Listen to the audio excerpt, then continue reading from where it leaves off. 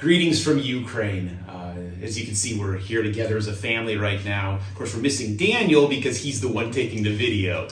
But I wanted to give a little bit of an update about what's happening here in Ukraine, especially because this week, later this week, we'll be remembering the 1-year anniversary of the day that this horrible war started here in Ukraine, and all of our lives here changed forever.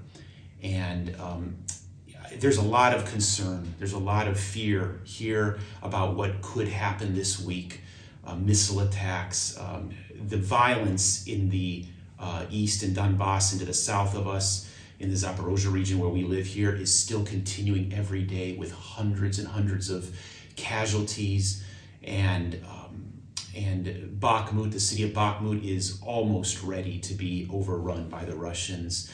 They are continuing to press this war, and regardless of what you may hear or not hear in the news, the cruelty and the violence and the suffering is continuing in earnest here in Ukraine.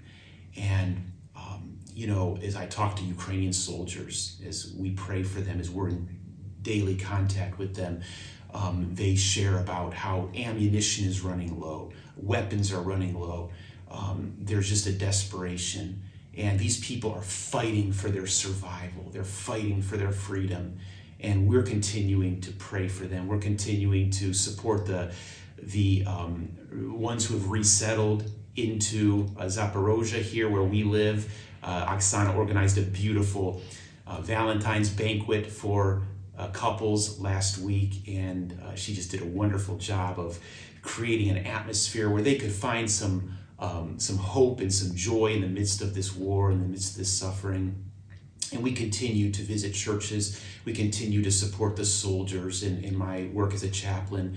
But we ask for your continued prayers, especially this week and going into next week, that the Lord would just protect and keep the people of Ukraine and our family under his protection, regardless of what Putin may intend.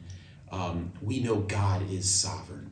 And Psalm 91 says, "You shall not be afraid of the terror by night, nor of the arrow or the missile that flies by day." And we don't want to live in fear. We don't want to let Putin dictate our lives and our future.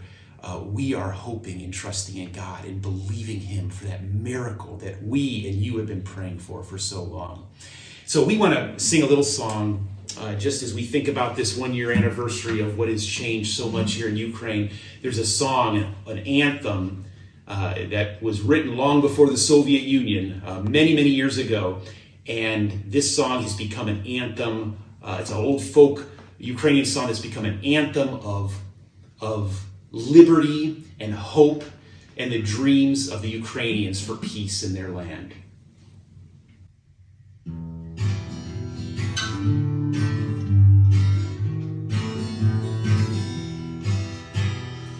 Ой, у лузі червона калина,